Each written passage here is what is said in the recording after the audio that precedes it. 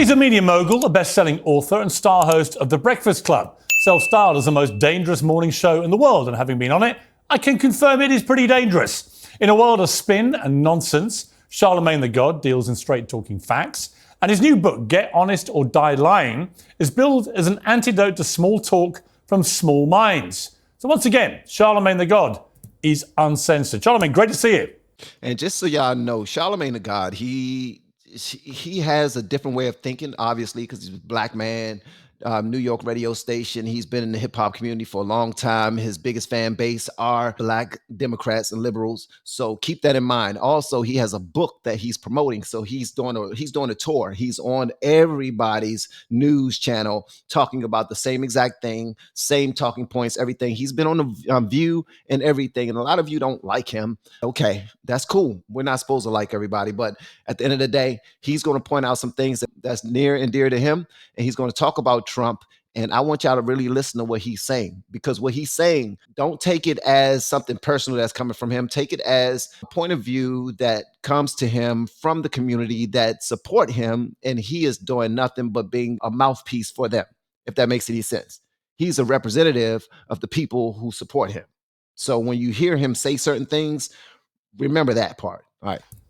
Pierce, what's up, man? Good to see you again, too, man. Look at that. Look how he threw that book up. I love an early plug. I love it being bold. Little shameless self-promotion. You know, got to do that on a big platform like yours.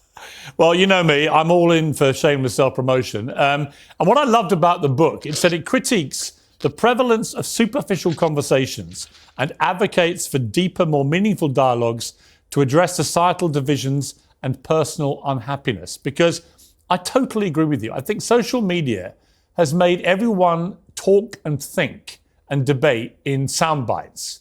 We've lost that ability to do what I did with you when I came on your brilliant breakfast show in New York. We just had time. You know, we had a 90-minute conversation. We could talk about stuff with nuance, with layers. And it seems that we've lost that ability. People have kind of forgotten how to have longer conversation. Yeah, not only have we lost that ability, we're putting everything on the same scale.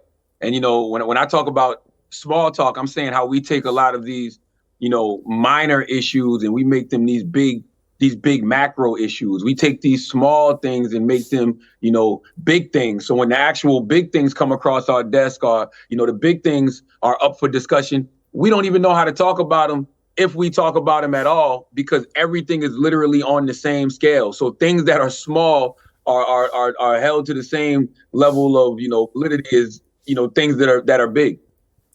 One thing I was struck by, I watched you do an interview with CNN, I think, a few days ago, and I could see that you were kind of irritated by constantly being kind of, I guess in your eyes, wheeled out as a spokesman for all black people in America because of your great influence from the show and so on. I totally got that. It's like, why should your skin color dictate whether you're booked to do an interview to talk about society or issues or whatever? Tell me a little bit more about how that makes you feel when you feel that way. Well, let me tell you something. It shouldn't make him feel any type of way. When you put yourself out there to be the voice of the people, and he did, he intentionally put himself out there to be the voice of the people, then it's kind of ridiculous to take offense to that when people consider you as the voice of the people that you claim to represent. So why do y'all keep on putting me out here as the voice of black people? Well, you keep on putting yourself out there as the voice of black people, which you are not. We have been teaching people how to grow online. It's been absolutely amazing. We have 3 people who have been able to reach monetization in less than 30 days. Growing YouTube channels, some from 0 people. We have one guy who had 2 subscribers before he started working with me. He started helping him. His views went up 4.8 million%. We're super excited. If anybody ever want to grow on YouTube, you reach out to me with the word coach.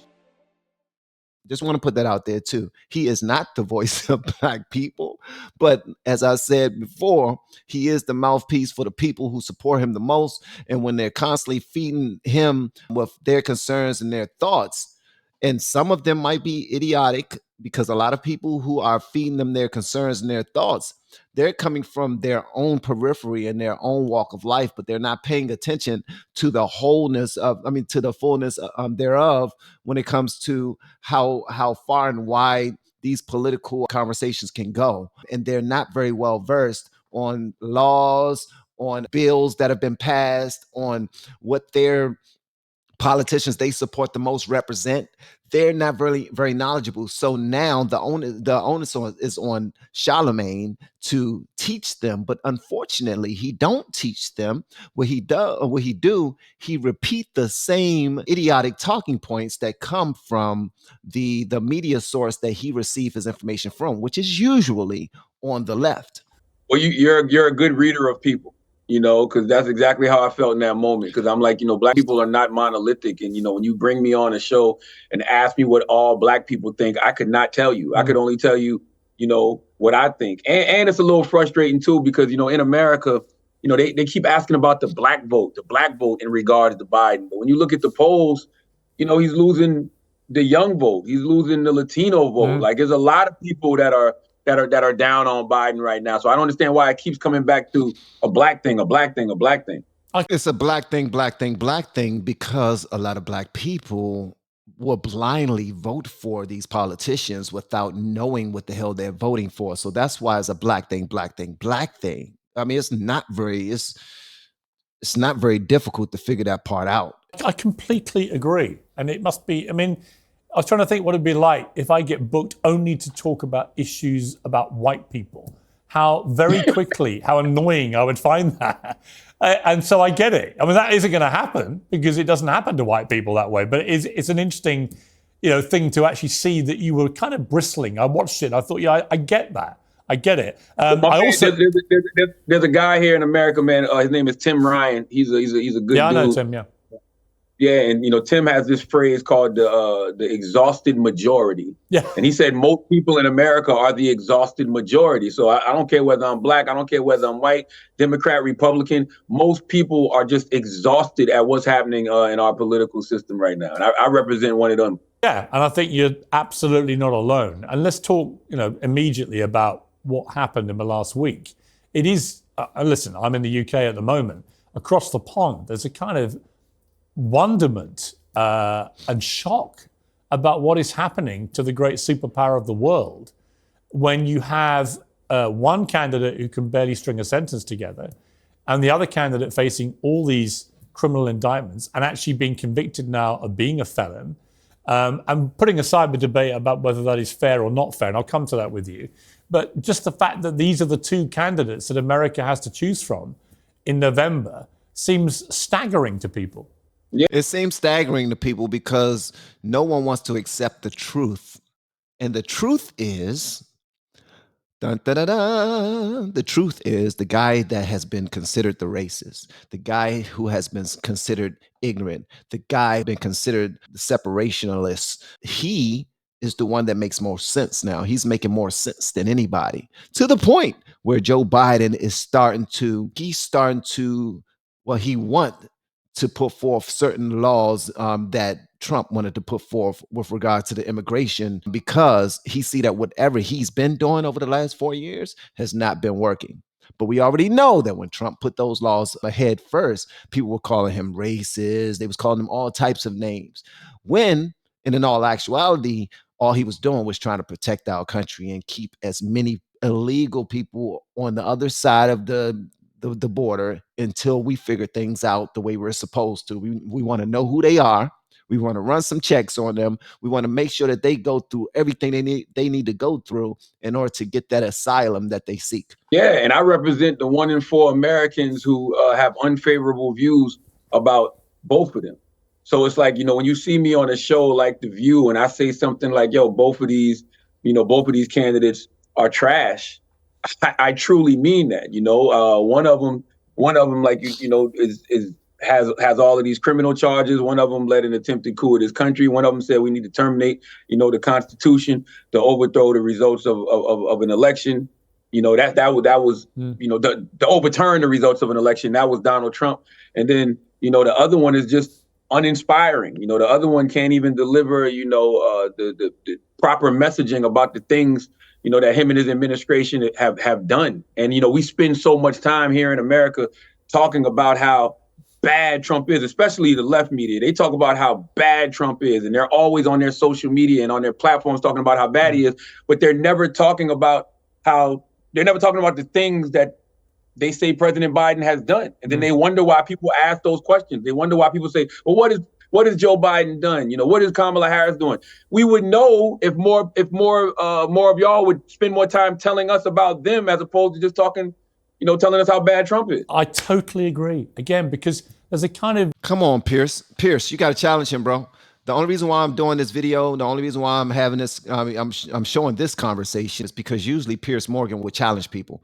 He need to challenge him because right now he just now let him slide by naming all of these things that are considered to be bad qualities from Trump. But then when it was his turn to talk about Biden, he said he was uninspiring. What the hell? He can't deliver a speech. What the hell? What about the crime bill, bro? What about illegal immigration, man?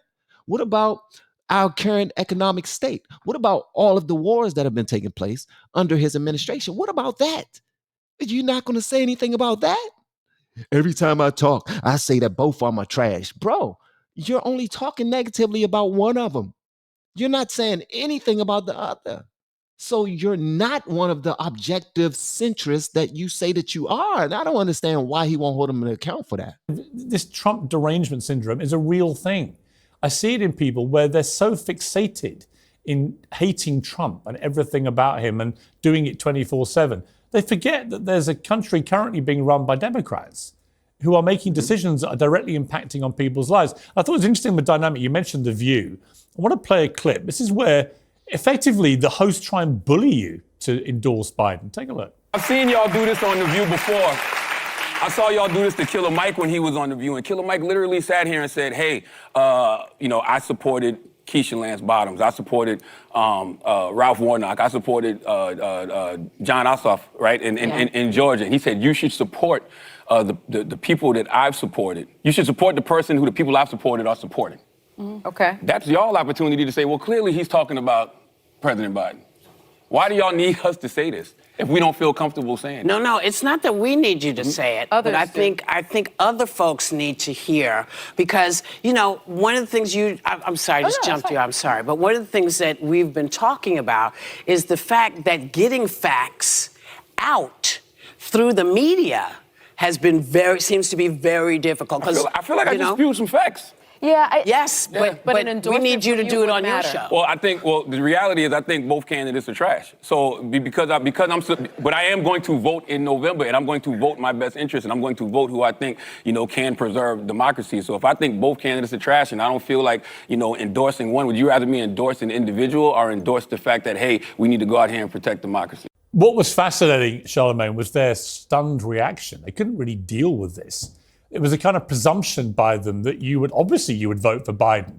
And when you said, actually, I think both candidates are trash. As far as him getting on The View and saying what he just now said, that was BS, man. That was BS. I'm going to be 1,000% with y'all because, yes, they was trying to get him to say emphatically who he supports and who he votes for. Well, he says that in his posturing. He says that by how he represents himself on a daily basis. He says that in his book, he says that by showing up to The View and sitting in the middle and them feeling safe enough to say that to him. No. We need this. We need for you to say this on your show. We need to get the facts out there. Well, if the facts is what y'all need, maybe the facts is what you should give. You know what I mean? You get what you give, right? So if they were giving the facts, maybe they would get the facts. But right now, they're not giving the facts. They're giving their opinions. They're coming off emotional with regard to who they want to win and who they want to lose. Simple and plain. Simple and plain. You want to... Every single time a black person represents conservatism, anytime a black person represents conservatism, they're considered to be a sellout or a coon or any of those other words. If you ask me, anybody who overlook what Biden has done and how idiotic he has been and how detrimental his own political career has been to the black community, you are the coon. You are the sellout, in my opinion, because you're ignoring it. And the fact that the View ignore it and they walk through it with blinders on their eyes, while at the same time trying to encourage and inspire Charlamagne the God to go into Breakfast Club and talk about how he supports Biden on a daily basis, that's BS. He don't want to do what y'all do. You all have sold your souls completely. Have he sold his completely? He probably sold like 3/4 of it. I don't know. I'm not in position to judge it, but at the end of the day, from what I'm seeing, all of y'all are trash, bro.